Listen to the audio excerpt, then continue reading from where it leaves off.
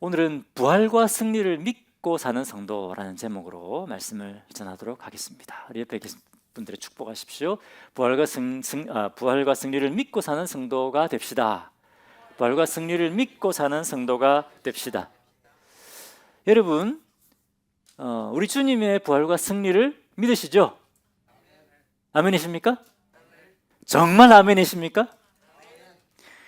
여러분, 우리 주님은 죽음에서 부활하셔서 지금도 살아서 내 안에, 저희 안에, 그리고 여러분 안에, 우리 공동체 안에 살아 역사하시는 분이십니다. 할렐루야.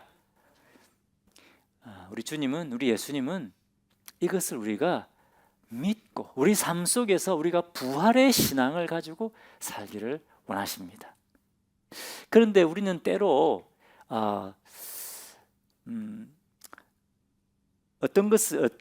내가 어떤 것에 동의하면 그것을 믿는다고 이렇게 생각할 때가 많이 있습니다. 예를 들어서 나는 지구가 둥글다는 것에 동의해. 그렇기 때문에 나는 지구가 둥글다는 것을 믿어. 우리 이렇게 생각하지 않습니까? 그죠? 우리 신앙도 마찬가지입니다. 나는 이 부활의 교리에 동의해. 그렇기 때문에 나는 부활을 믿어. 라고 우리가 생각할 수 있다는 것입니다.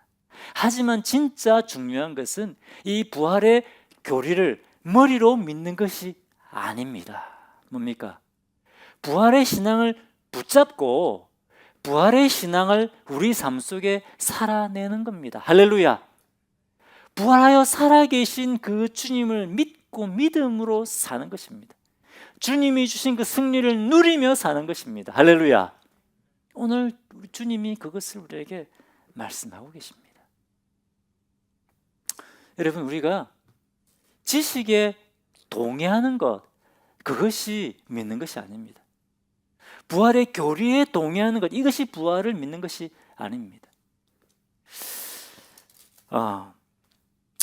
여러분, 예수님의 제자들이 예수님이 죽으시고 난 다음에 무엇을 하고 있었습니까? 어떻게 했습니까? 부활하신 주님을 간절히 기대하고 기다렸습니까? 주님이 다시 부활하실 거야. 막 기대했습니까? 자기들도 대제사장들에게 잡혀서 예수님처럼 죽임을 당할까 봐 너무나 두려웠습니다. 두려움이 벌벌 떨었습니다. 그래서 문들을 다 걸어 잠궜죠. 숨어 있었습니다. 그런데 여러분, 예수님의 제자들이 예수님의 부활에 대해서 전혀 몰랐을까요? 이 부활에 대한 지식이 없었을까요?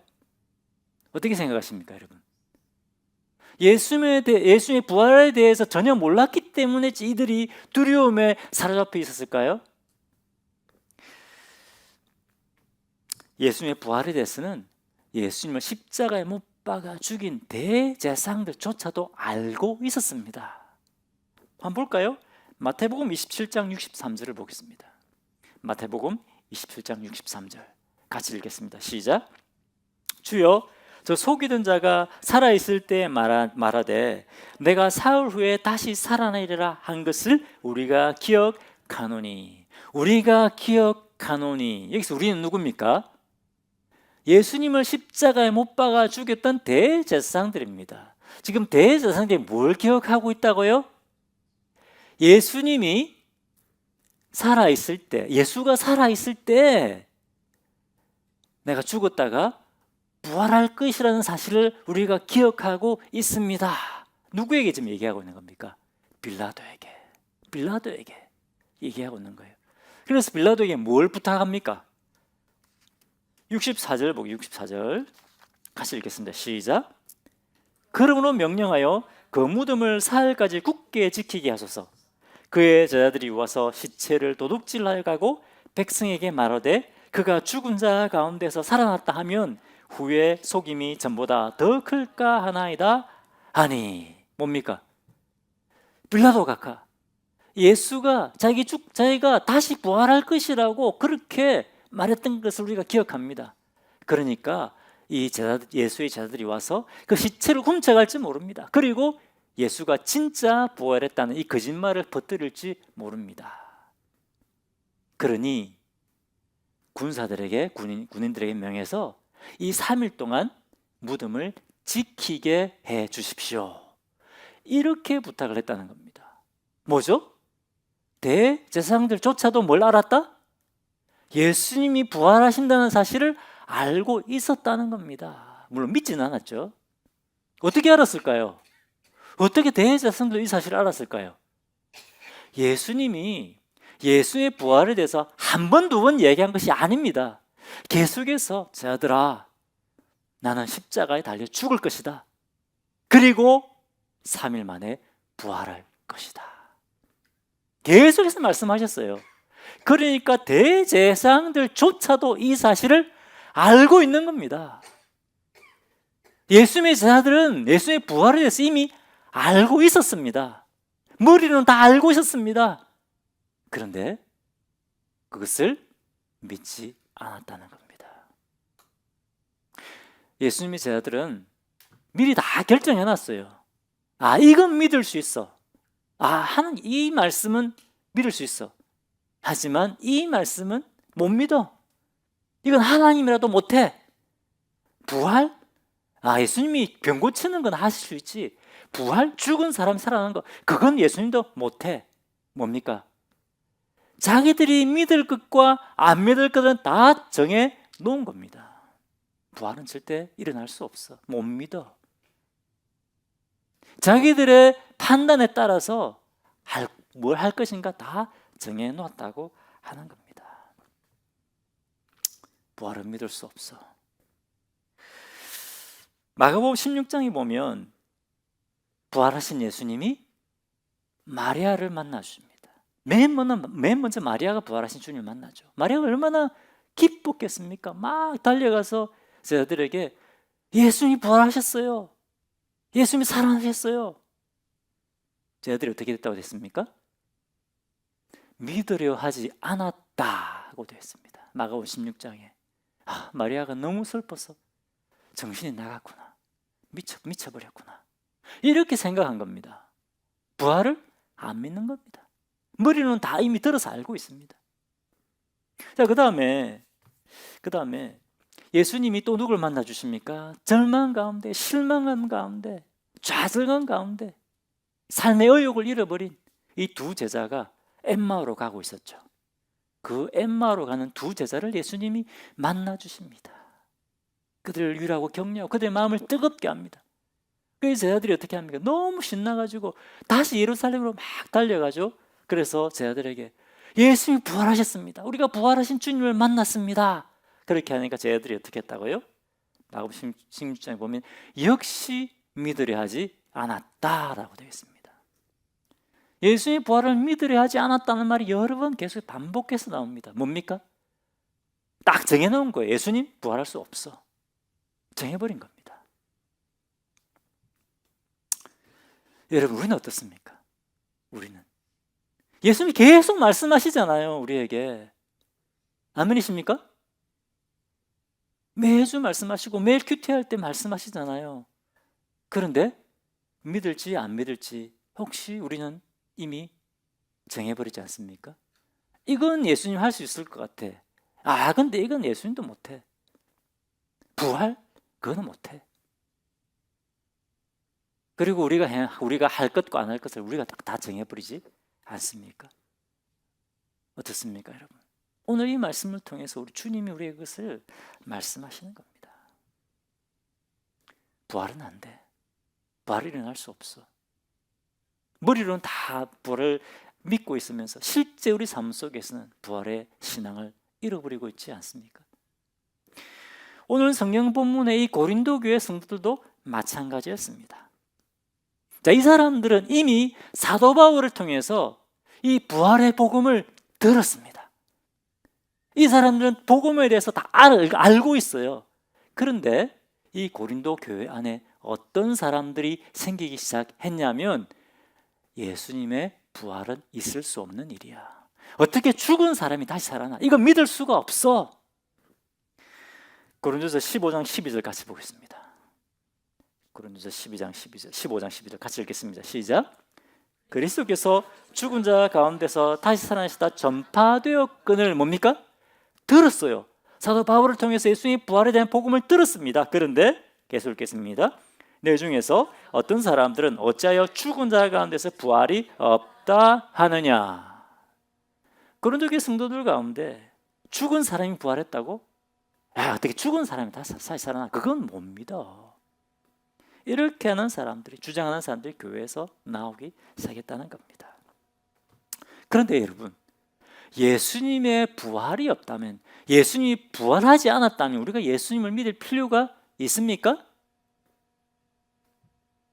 있습니까? 14절 보겠습니다. 14절 같이 읽겠습니다. 시작. 그리스도께서 만일 다시 살아나지 못하셨으면 우리가 전파하는 것도 헛것이요 또 너희 믿음도 헛것이며. 여러분, 예수님이 부활하지 않았다면 우리가 믿고 있는 성경 거짓말입니다. 왜? 성경이 예수님 부활하셨다고 분명히 증거하고 있지 않습니까? 그런데 예수님이 부활하지 않았다면 다 거짓말이에요. 이 성경 믿을 수 없는 겁니다. 또 우리가 어떻게 전했습니까? 예수님이 부활하셨다고 우리가 증거하고 있지 않습니까? 그 증거 다 거짓말이에요. 우리 예수님 믿는 거 다 필요 없어요. 왜? 부활이 없는데 예수님을 믿을 필요가 뭐가 있습니까? 그렇지 않습니까, 여러분? 예수님의 부활은 우리 신앙의 핵심 중에 핵심입니다. 예수님이 부활하지 않았다면 우리의 부활이 있습니까? 부활이 있습니까? 없습니다. 그러면 이 세상에서의 삶이 전부예요. 왜? 부활이 없는데. 그러면 여러분이 피곤한데 이 시간에 나와서 왜 예배 드립니까? 하나님도 없는데, 부활할 주님도 죽고 없는데. 부활이 없는데 여러분 왜 아까운 헌금 왜 하십니까? 헌금할 필요 없어요. 봉사할 필요도 없습니다. 그렇죠? 19절 보겠습니다. 같이 읽겠습니다. 시작. 만일 그리스도 안에서 우리가 바라는 것이 다만 이 세상의 삶뿐이면 모든 사람 가운데 우리가 더욱 불쌍한 자이리라. 뭡니까? 부활이 없다면 나같이 불쌍한 사람이 없다는 거예요. 사도 바울이 그렇게 고백하는 겁니다. 왜 그렇습니까? 사도 바울은 결혼도 안 했습니다. 결혼도 하지 않고 예수 그리스도의 복음 전하고 주님의 교회를 세운 일을 했습니다. 박해받으면서, 사람들에게 비난받으면서, 몇 번이나 죽을 뻔하면서 예수 그리스도의 부활의 복음을 전하고 교회를 세운 일을 했습니다. 그런데 부활이 없다면 뭡니까? 나같이 불쌍한 사람이 없다는 거예요. 여러분, 예수님의 부활이 없으면 저 같은 목사지 불쌍한 사람이 없어요. 그렇지 않습니까? 부활이 없다면 내가 손해보면서 정직한 삶을 살 필요가 없습니다.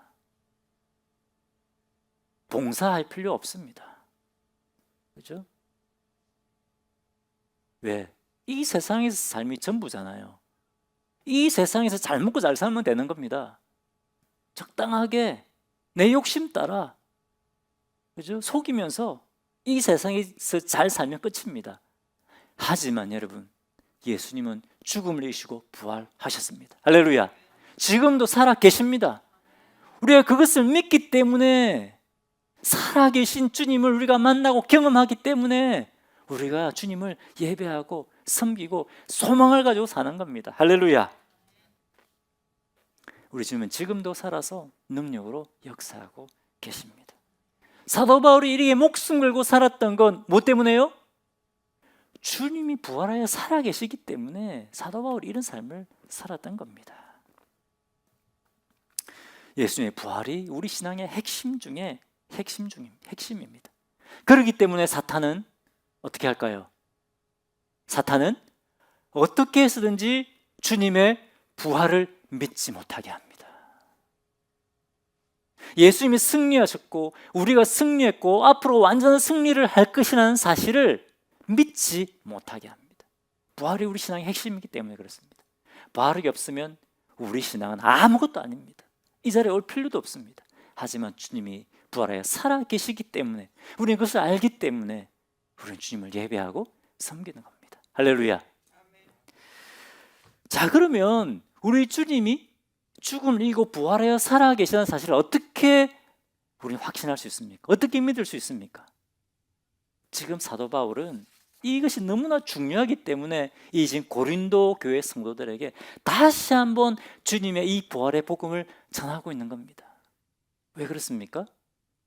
왜 우리가 부활의 주님을 믿을 수 있습니까? 부활에 살아계신 주님이 우리를 만나 주시는 분이기 때문에 그렇습니다. 할렐루야. 부활의 주님을 만난 사람들은 그 삶이 변화되는 겁니다. 할렐루야. 그 변화된 삶을 볼 때, 변화된 우리의 삶과 변화된 그 성도들의 삶을 볼 때 우리 주님은 부활하여 살아 역사하시는 분이라는 것을 우리가 확신할 수 있습니다. 5절 보겠습니다. 같이 읽겠습니다. 시작. 게바에게 보이시고 후에 12제자에게와 계속 예수님이 부활하시고 어떻게 했다고요? 성도들을 만나 주셨다는 거예요. 맨 처음에 마리아를 만나고 그 다음에 누굴 만났다고요? 게바는 베드로죠. 베드로와 12제자들 예수님이 찾아오셔서 만나 주셨다는 겁니다. 예수님의 제자들이 뭐 하고 있었습니까? 아까 말씀드린 것처럼 두려워서 문을 다 걸어 잠그고 있었습니다. 마리아가 뭐라고 합니까? 내가 부활의 주님을 만났어요. 그 부활의 주님이 먼저 갈릴리로 가신다고 하셨어요. 갈릴리에서 만나자라고 말씀하셨습니다. 제자들이 뭐 했습니까? 갈릴리로 갈 생각도 안 하죠. 지금 두려워 죽겠는데 갈릴리는 그냥 집 밖에도 못 나가고 있습니다. 두려움에 떨고 있습니다. 이런 제자들을 예수님이 어떻게 하십니까? 그날 밤에 찾아오십니다. 만나주시는 거예요. 근데 그때 누가 없었습니까? 도마가 없어서 도마에게 우리가 부활하신 주님을 만났다. 주님이 살아나셨어 하니까 도마가 뭡니까? 말도 안 되는 소리. 나 못 믿겠다. 예수님이 못자국난 손을 만져보고 그 장자국에 내 손을 넣어보기 전에는 그건 못 믿겠다. 예수님이 어떻게 하십니까? 또 찾아오세요. 또 찾아오십니다. 일주일이 지났지만 여전히 제자들은 긴가민가하고 있어요. 한번 주님 만났는데도 긴가민가. 도마가 이렇게 하니까 자기도 흔들린 거야. 진짜 예수님 맞나? 여전히 두려움에 그 안에 집안에 갇혀 있는 거예요. 주님이 다시 그들을 찾아가십니다. 도마에게 못자국한 내 손을 만져봐라. 이 장자국에 네 손을 넣어봐라. 그리고 뭐라고 말씀하십니까?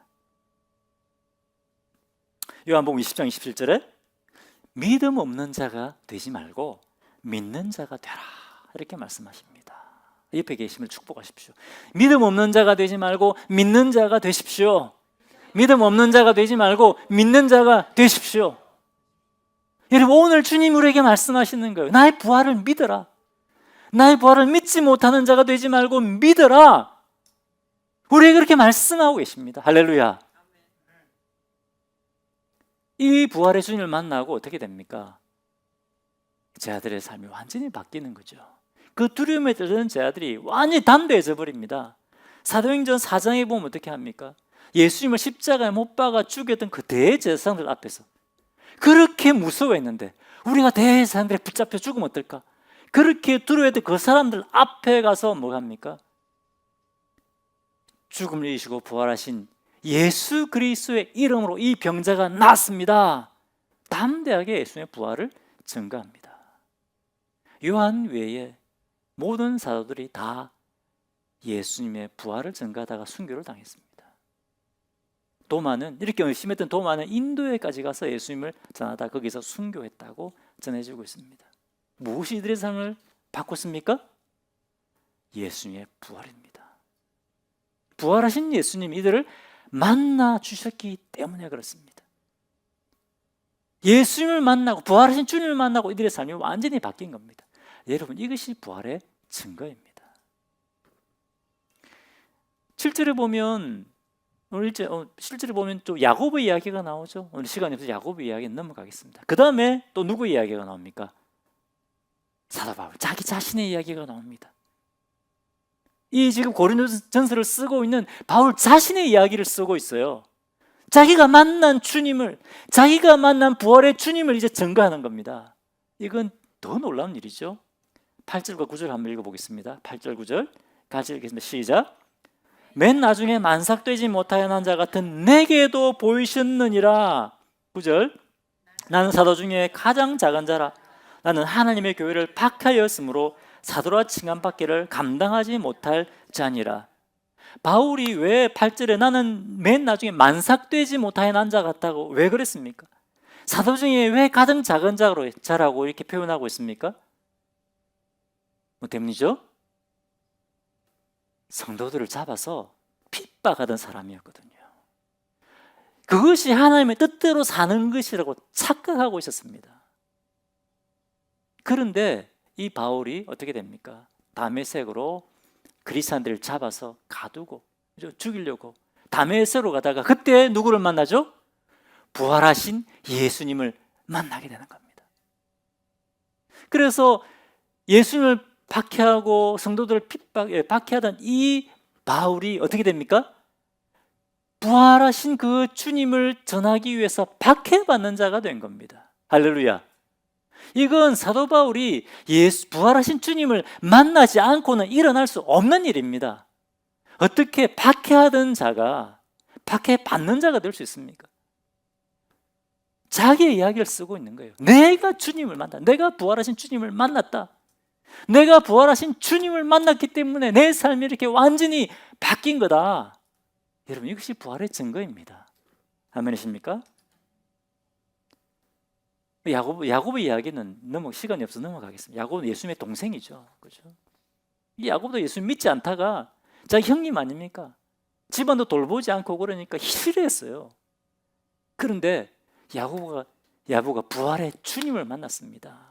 그래서 우리 형님이 진짜 메시아였구나. 완전히 삶이 바뀌게 되는 거죠. 그다음 6절도 보겠습니다. 6절 같이 읽겠습니다. 시작. 그 후에 500년 형제에게 일시에 보이셨나니 그 중에 지금까지 대다수는 살아있고 어떤 사람은 잠들었으며. 베드로와 제자들 자기뿐만 아니라 또 누구를 만났다고요? 500여 형제, 500여 제자들을 주님이 만나 주셨다는 겁니다. 한두 사람이 아닙니다. 그 중에 대다수는 살아있고, 그 중에 대다수가 살아서 뭘 하고 있다고요? 예수님의 부활을 증거하고 있다는 겁니다. 예수님의 부활을 부인할 수가 없습니다. 여러분, 우리가 왜 부활하여 살아계신 주님을 믿을 수 있습니까? 주님은 부활하여 살아계시고 우리를 만나주시는 분이기 때문입니다. 우리의 삶 속에 새로운 일을 행하여 주시는 분이시기 때문에 그렇습니다. 아멘이십니까? 지금도 살아계셔서 우리에게 말씀하시고 우리 안에, 우리 공동체 안에 살아 역사하시는 분이시기 때문에 우리 지금 부활을 믿을 수 있는 겁니다. 할렐루야. 부활의 증인들은 이 사람들만 있는 것이 아닙니다. 히브리서 12장 1절에 어떻게 되어 있습니까? 구름같이 허다한 증인들이 있다고 되어 있습니다. 11장에 보면 믿음의 선진들이 나오죠. 그 사람들만 믿음의 증인들이 아니라는 거예요. 히브리 12장 1절에 구름같이 허다한 예수 그리스도의 증인들이 있다, 믿음의 증인들이 있다라고 이렇게 말씀하고 있습니다. 왜 이 사람들이 허다한 증인들이 됐을까요? 부활하신 주님이 그들을 다 만나 주셨기 때문에 그렇습니다. 할렐루야. 뭐 잘 아시겠지만 저는 CC라는 대학생 선교단체에서 대학생 사역을 했습니다. 후원을 받아 살았죠. 뭐 셀러리 받으며 사역하지 않았습니다. 주님이 필요를 공급해 주셔서 믿고 사역했습니다. 딱 결혼하려고 보니까 처음으로 큰 재정적인 도전에 부딪힌 거예요. 결혼해야 돼. 가정을 이루어야 되는데 돈이 없어요. 고민되더라고요. 고민이. 뭐 기도도 되죠. 그때 저희를 담당했던 청년부 목사님에게 같이 이제 기도를 부탁을 드렸습니다. 그때 청년부 목사님도 다른 IVP라는 그 선교단체의 간사님이었어요. 너무 잘 알죠. 그분 후원받아 살았으니까. 주말에만 이제 청년부 이제 사역을 하는 거예요. 파트타임으로 사역을 이제 하시는 거예요. 이런 말씀하시더라고요. 간사님, 걱정하지 마십시오. 저도 결혼했어요. 저도 결혼해서 가정을 이뤘습니다. 우리 하나님은 살아계십니다. 반드시 우리의 필요를 채워주시는 분입니다. 하면서 인용해 주셨던 말씀이 히브리서 12장 말씀입니다. 간사님, 걱정하지 마십시오. 구름같이 허다한 증인들이 있습니다. 하나님의 살아계심을 경험한 구름같이 허다한 증인들이 있습니다. 그 말씀하시는 거예요. 저를 굉장히 격려해 주셨습니다. 그 말씀처럼 하나님께서 정말 필요들을 공급해 주셨습니다. 그래서 이렇게 아름다운 제 아내와 결혼해서 네, 이렇게 행복하게 살고 있습니다. 가끔씩 다투기도 하지만 네. 뭡니까? 하나님의 살아계심을 보여주셨습니다. 부활하신 주님이, 살아계신 주님이 저를 만나 주셨어요. 저는 일하고 역사하고 계십니다. 할렐루야. 그리고 저도 구름같이 허다한 정인의 대열에 참여하게 하셨습니다. 할렐루야. 여러분도 그렇지 않습니까? 부활하여 살아계신 주님 여러분을 만나주지 않으셨습니까? 여러분에게 약속의 말씀을 주시고 위로의 말씀을 주시고 격려하시고 필요를 공급해 주시고 보호해 주시고 인도해 주지 않으셨습니까? 옆에 계신 분들 한번 보십시오. 사랑하는 형제자매들, 누가 보내주신 겁니까? 부활하여 살아계신 주님이 보내주신 거예요. 그리고 우연히 여기 앉아 있는 것이 아닙니다. 지금까지 우리가 여기 있는 것은 다 살아계신 주님이 지금까지 우리의 삶을 붙드시고 인도해 오셨기 때문입니다. 할렐루야. 여러분, 우리 주님은 부활하여 살아계신 분이십니다. 이것이 부활의 증거입니다. 우리를 만나주시고 우리 삶 속에 새로운 일을 행하시고 지금까지 역사하셨습니다. 그것이 부활의 증거입니다. 할렐루야. 여러분, 이것을 믿으시기 바랍니다. 주님의 부활과 승리를 삶 속에서 믿고 부활의 신앙을 붙들고 사시기 바랍니다. 그리고 여러분, 구름같이 허다한 이 정인의 대열에 참여하시기 바랍니다. 옆에 계시면 축복하십시오. 구름같이 허다한 이 정인의 대열에 참여하십시오. 구름같이 허다한 이 정인의 대열에 참여하시기 바랍니다. 아멘이십니까? 언제 가능합니까? 주님의 부활과 승리를 믿을 때입니다. 자, 그럼 우리가 주님의 이 부활과 승리를 믿고 어떻게 우리가 부활의 정인의 삶을 살 것인가? 담대하게 살아야 됩니다. 아멘이십니까? 주님의 부활을 믿고 담대하게 살아야 됩니다. 근데 무엇을 왜 담대하게 살아야 됩니까? 나 자신의 인생을 왜 담대하게 살아야 됩니까? 무엇을 위해서? 하나님의 나라를 위해서입니다. 영원한 하나님의 나라입니다. 고린도서 15장 23절을 같이 읽겠습니다. 자, 시작. 그러나 각각 자기 차례대로 되리니 먼저는 첫 열매인 그리스도요, 그 다음에는 그가 강림하실 때에 그리스도에게 속한 자요. 첫 열매, 부활의 첫 열매가 누구시라고요? 예수님이십니다. 그러니까 첫 열매가 있다면 두 번째, 세 번째 열매 계속 있는 거죠. 그 다음에 열매가 있는 거죠. 그 다음 열매는 누구라고요? 그리스도에게 속한 자들. 그리스도에게 속한 자가 누굽니까? 우리 아닙니까? 그죠? 우리 성도들입니다. 예수님이 부활하셨기 때문에 우리 성도들도 어떻게 한다고요? 부활한다는 겁니다. 할렐루야. 이 세상에서의 삶이 전부가 아니라는 겁니다. 우리는 부활하여 영원히 사는 그 은혜를 주님이 우리에게 허락해 주셨습니다. 우리에게도 부활의 소망이 있습니다. 옆에 계시면 축복하시기 바랍니다. 우리에게도 부활의 소망이 있습니다. 우리에게 부활의 소망이 있습니다. 그리고 그 소망 붙들고 살고 계십니까? 아니면 이 세상에서 부자 되는 그 소망 가지고 살고 계십니까? 이 세상 우리 자녀들이 성공하는 그 소망 붙들고 살고 계십니까? 무슨 소망 붙들어야 된다고요? 부활의 소망. 부활의 소망을 붙들고 살아야 됩니다. 다시 한번 축복하십시오. 부활의 소망을 붙들고 사십시오. 부활의 소망을 붙들고 사십시오. 물론 비즈니스 성공도 하셔야 되겠죠. 자녀도 잘 돼야 되겠죠. 아멘이십니까? 하지만 그것이 우리의 소망이 아니라 뭡니까? 부활의 소망을 붙들고 살아야 된다는 겁니다. 시간이 없어서 말씀을 다 볼 수 없는데요. 24절은 세상의 모든 권세를 이기신 주님이 이 세상의 모든 것을 통치하신다는 말씀이에요. 그 다음에 25절과 26절에는 마지막 날, 마지막 승리의 날 사탄의 권세를 예수님이 완전히 멸해버리신다. 완전한 승리를 얻게 되신다는 것을 말씀하고 계십니다. 예수님이 승리하셨다는 거예요. 그리고 우리에게도 승리를 주신다는 말씀입니다. 할렐루야. 여러분, 부활하여 살아계신 주님이 이 세상의 모든 것을 통치하고 계십니다. 할렐루야. 세상 마지막 날 사탄의 권세를 멸하시고 우리에게 완전한 승리를 주십니다. 그렇기 때문에 사탄은 어떻게 할까요? 이것을 믿지 못하게 만듭니다. 부활신앙 붙잡고 살지 못하게 만듭니다. 뭘 붙잡고 살게 만듭니까? 세상의 근심과 걱정에 매여 살게 만듭니다. 두려움 가운데 사탄은 계속 우리를 위협해요. 너 그렇게 살다가 망한다? 죽는다? 계속 위협해요. 여러분, 두렵습니까? 그 두려움 누구로부터 온다고요? 사탄으로부터 오는 거예요. 하나님으로부터 오는 거 아닙니다. 사탄이 계속 근심, 걱정하게 만들고 두렵게 만듭니다. 그래서 부활 소망 붙잡는 것이 아니라 이 세상의 것을 붙잡고 살게 만듭니다. 여러분, 깨어 있어야 됩니다. 깨어 있어야 됩니다. 옆에 계시면 축복하십시오. 깨어 있읍시다. 깨어 있읍시다. 우리가 믿음으로 살려고 하면, 부활의 정의를 살려고 하면 사탄은 위협하고 또 우리에게 박해하기도 합니다. 어떻게 살아야 될까요? 30절, 31절 같이 읽어보겠습니다. 30, 31절 같이 읽겠습니다. 시작. 또 어찌하여 우리가 언제나 위협을 무릅쓰리요? 31절. 형제들아, 내가 그리스도 예수 우리 주 안에서 가진 바 너에 대한 나의 자랑을 두고 단언하오니 나는 날마다 죽노라. 날마다 죽노라. 사도 바울이 어떻게 이 복음 때문에 나는 날마다 죽는다고 고백할 수 있습니까? 뭐 때문입니까?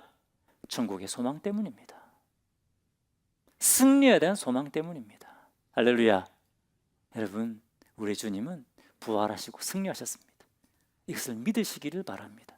이것을 믿고 무엇을 위하여? 영원한 하나님 나라를 위해 사시기 바랍니다. 아멘이십니까? 여러분, 이 세상은 영원하지 않습니다. 물론 지금 우리에게 주어진 삶, 이 세상의 삶이 중요합니다. 굉장히 중요합니다. 성도의 삶을 살아야 됩니다. 하지만 전부가 아니라는 사실을 기억하십시오. 그렇기 때문에 여러분, 이 세상에 여러분의 인생을 다 쏟아붓지 마십시오. 영원한 하나님 나라를 위해 사시기 바랍니다. 아멘이십니까? 네. 이 말씀을 기억하면서 같이 잠시 기도하겠습니다. 여러분, 우리에게 부활이 있고 승리가 있습니다. 사탄은 그것을 잊어버리게 만듭니다. 우리를 두렵게 합니다. 놀라게 만듭니다. 하나님, 다시 한번 이 부활의 소망을 붙들고 살겠습니다. 영원한 하나님 나라를 위해서 우리가 우리의 삶을 드리고 살겠습니다. 그런 믿음 결단하게 주님 앞에 올려 드리겠습니다. 기도하겠습니다. 하나님 아버지, 참으로 감사하고 찬양합니다.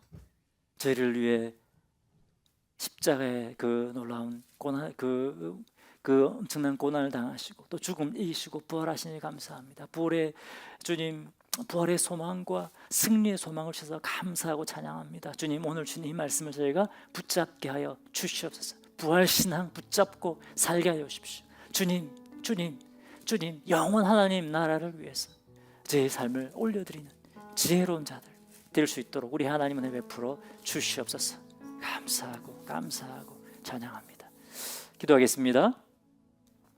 부활하여 살아계신 주님, 우리 예배를 기쁨으로 받으신 주님 감사하고 찬양합니다. 오늘 저에게 말씀해 주시니 감사합니다. 오늘 이 말씀 붙들게 하여 주십시오. 부활과 승리의 이 소망을 붙잡고 영원 하나님 나라를 위해서 믿음으로 살아드리는 주의 종들 되게 하여 주옵소서. 두려워하지 않게 하십시오. 염려하지 않게 하십시오. 담대하게 부활의 정인의 삶을 사는 종들 되게 하여 주옵소서. 계속해서 주님, 주의 만찬의 시간을 저희가 가집니다. 다시 한번 주님의 놀라운 사랑 은혜가 깊이 경험되는 시간 되게 하여 주옵소서. 예수님 이름으로 기도합니다. 계속해서 여러분 주의 만찬의 시간